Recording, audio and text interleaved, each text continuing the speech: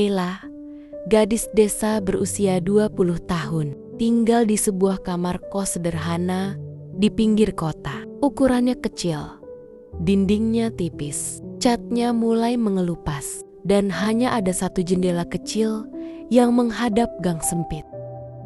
Setiap pagi, sebelum berangkat kerja, Sheila bangun lebih awal. Ia merapikan rambutnya seadanya, mengenakan kaos kerja dan celana panjang penuh noda oli, lalu menyeduh kopi sachet di sudut kamar. Di bawah kasurnya tersimpan kotak perkakas, kunci pas, obeng, lap berminyak yang selalu ia bersihkan setiap malam. Bagi Sheila, perkakas itu bukan sekadar alat kerja, tapi simbol kemandiriannya sebagai perantau. Di papan kecil dekat pintu kos, tertempel foto orang tuanya di desa. Setiap kali rindu, Sheila menatap foto itu sambil berjanji pada diri sendiri untuk bertahan. Di sisi lain kota, Pamuji memulai hari di rumah besar bergaya modern. Rumah 2 lantai dengan pagar besi tinggi, halaman luas, dan ruang tamu yang selalu sejuk oleh pendingin udara. Setiap pagi, Pamuji sarapan bersama kedua orang tuanya di meja makan panjang. Ayahnya seorang pejabat perusahaan konstruksi, sementara ibunya aktif di komunitas sosial kalangan atas. Pembicaraan di meja makan selalu rapi dan terencana tentang proyek, relasi bisnis, dan masa depan Pamuji sebagai insinyur muda berbakat. Ibunya sering mengingatkan, "Kamu sudah di jalur yang bagus, Muji. Jangan sampai salah langkah." Pamuji hanya mengangguk, meski pikirannya sering melayang pada seseorang yang sangat berbeda dari dunia di rumahnya. Sheila dan Pamuji bertemu secara tak terencana. Suatu sore, mobil Pamuji mogok di pinggir jalan saat hujan turun deras. Ia kebingungan hingga melihat bengkel kecil di ujung jalan. Tanpa banyak harap, ia mendorong mobilnya ke sana. Sheila yang pertama menghampiri, tangannya kotor oli, namun gerakannya cepat dan pasti. Ia membuka kap mobil, mendengarkan suara mesin, lalu mulai memperbaiki dengan fokus penuh. Pamuji memperhatikannya, bukan hanya keahliannya, tapi ketenangannya. "Sudah sering pegang mesin mobil seperti ini?" tanya Pamuji. Sheila tersenyum tipis. "Sejak lulus SMK, mesin gak pernah bohong, Mas. Kita saja yang harus peka." Sejak hari itu, Pamuji sering kembali ke bengkel tersebut. Awalnya sekadar servis, lalu mengobrol. Dari obrolan ringan tentang mesin, berlanjut ke cerita hidup. Sheila bercerita tentang desa dan mimpinya membuka bengkel sendiri. Pamuji bercerita tentang pekerjaannya, tekanan keluarga, dan dunia elit yang kadang terasa dingin. Tanpa disadari, rasa itu tumbuh perlahan, tenang, sederhana, dan tulus. Ketika hubungan mereka mulai diketahui rekan kerja dan lingkungan Pamuji, bisik-bisik pun muncul. Pacarnya montir mobil, sayang sekali. Padahal dia insinyur masa depan, tidak selevel. Kalimat-kalimat itu akhirnya sampai ke telinga orang tua Pamuji. Ibunya mulai bertanya lebih jauh tentang Sheila, pendidikan, pekerjaan, dan asal-usulnya. Saat tahu Sheila hanyalah montir bengkel dan anak desa, sikapnya berubah dingin. "Kamu tidak bisa serius dengan perempuan seperti itu," kata ibunya tegas. "Keluarga kita punya standar." Ayahnya menambahkan, "Kami sudah menyiapkan calon yang pantas. Anak kolega ayah. Pendidikannya tinggi, latar belakangnya jelas." Tanpa persetujuan Pamuji, keluarga mulai mengatur pertemuan dengan perempuan pilihan mereka. seorang wanita muda berpendidikan luar negeri. Tutur katanya lembut dan berasal dari keluarga terpandang. Semua tampak sempurna di mata orang tua Pamuji. Pamuji merasa terjebak. Ia mencoba menolak, namun tekanan semakin kuat. "Kami melakukan ini demi masa depanmu," kata ibunya. Sementara itu, perubahan sikap Pamuji mulai dirasakan Sheila. Pesan-pesan yang dulu hangat, kini jarang. Tatapannya sering kosong. Hingga suatu malam, Pamuji datang ke kos Sheila dengan wajah lelah. "Aku mau dijodohkan," katanya pelan. Sheila terdiam. Dadanya sesak, namun ia berusaha tetap tenang. "Mereka tidak merestui kita," lanjut Pamuji. Katanya, "Kamu tidak pantas untuk hidupku ke depan." Malam itu, Sheila duduk sendiri di kamar kosnya. Ia menatap tangannya yang kasar, penuh bekas luka kecil akibat mesin. Ia mencintai Pamuji, tapi ia juga sadar akan jarak dunia mereka. Beberapa hari kemudian, Sheila menemui Pamuji untuk berbicara terakhir kalinya. "Aku tidak mau kamu kehilangan masa depanmu karena aku," kata Sheila lirih. "Aku tahu posisiku." Pamuji menggenggam tangannya erat. "Aku mencintaimu." Sheila tersenyum.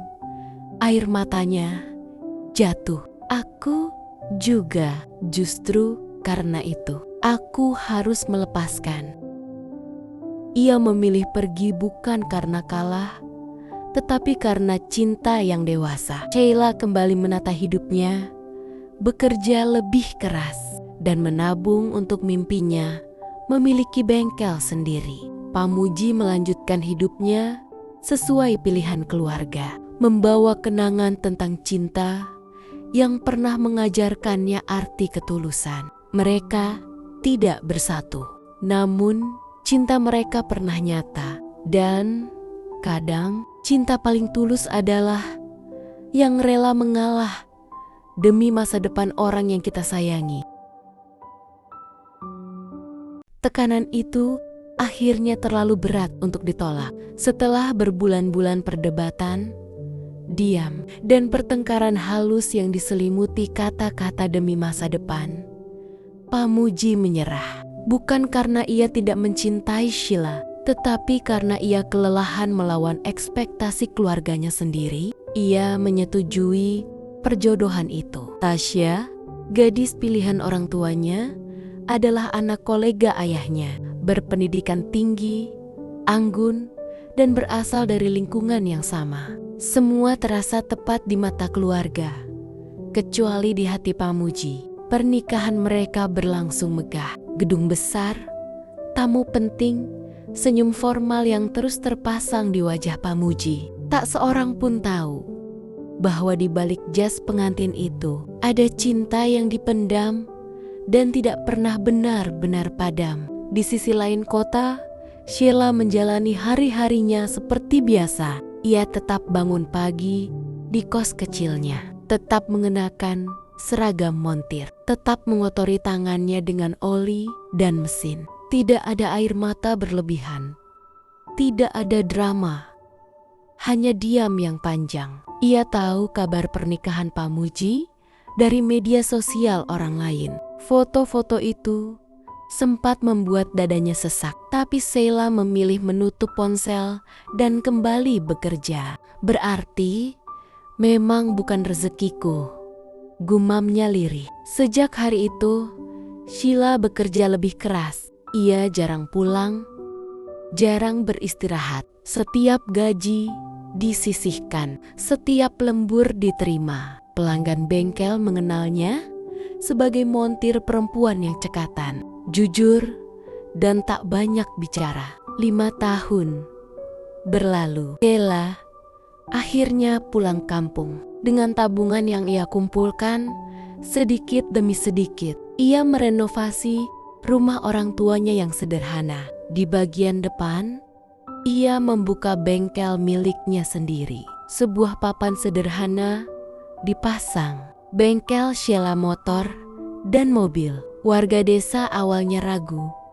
Perempuan membuka bengkel, namun keraguan itu perlahan berubah menjadi kepercayaan. Sheila dikenal teliti, tidak mematok harga tinggi, dan selalu jujur. Bengkelnya mulai ramai. Untuk pertama kalinya dalam hidupnya, Sheila merasa berdiri di atas kakinya sendiri, tanpa bayang-bayang siapapun. Suatu sore, seorang pria berhenti di depan bengkel. Sheila, ia menoleh, terdiam. Haris adalah teman sekolahnya dulu. Wajahnya lebih dewasa. Sorot matanya tenang. Mereka tertawa kecil, mengenang masa lalu. Sejak hari itu, Haris sering datang.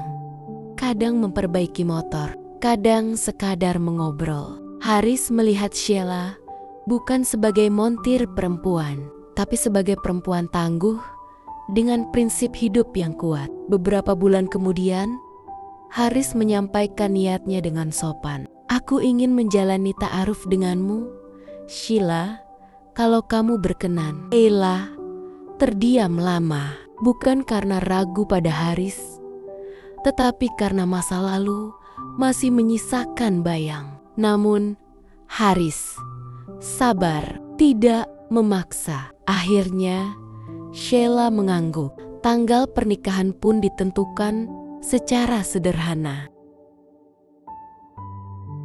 Di saat yang hampir bersamaan, Pamuji kini telah menduda. Pernikahannya dengan Tasya tidak berjalan seperti yang dibayangkan. Mereka menjalani rumah tangga tanpa cinta yang tumbuh. Setelah beberapa tahun menikah dan dikaruniai seorang anak, mereka sepakat berpisah dengan cara baik-baik. Sejak itu, Pamuji sering dihantui penyesalan. Cinta yang dulu ia lepaskan demi masa depan ternyata adalah satu-satunya hal yang tidak bisa diganti. Ia mulai mencari Sheila lewat teman lama, lewat jejak bengkel, hingga akhirnya ia menemukan kabar Sheila telah pulang kampung. Sheila membuka bengkel sendiri. Sheila akan menikah.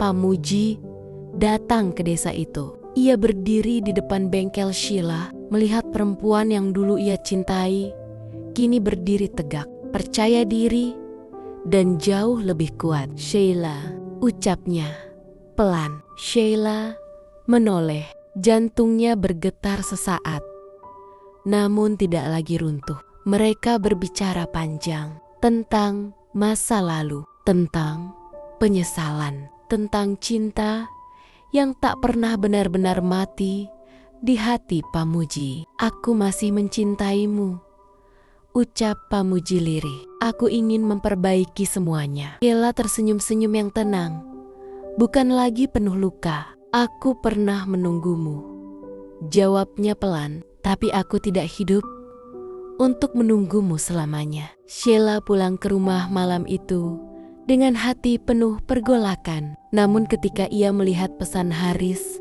yang selalu menghormati, tidak menuntut, dan hadir dengan tenang, ia sadar satu hal: cinta sejati bukan yang datang terlambat dengan penyesalan, tetapi yang hadir tepat waktu dengan tanggung jawab. Keesokan harinya, Sheila menemui Pamuji. "Aku mendoakanmu bahagia," katanya tulus, "tapi aku sudah memilih jalan hidupku sendiri." Pamuji menunduk.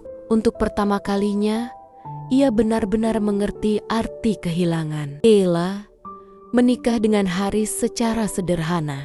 Bengkel kecilnya tetap berjalan. Hidupnya tidak sempurna, tetapi utuh. Ia tidak menjadi milik masa lalu dan tidak lagi hidup dalam bayangan siapapun. Sementara Pamuji belajar mencintai anaknya sepenuh hati dan menerima bahwa tidak semua kesalahan bisa diperbaiki dengan kembali, karena ada cinta yang harus dilepaskan agar seseorang bisa benar-benar tumbuh.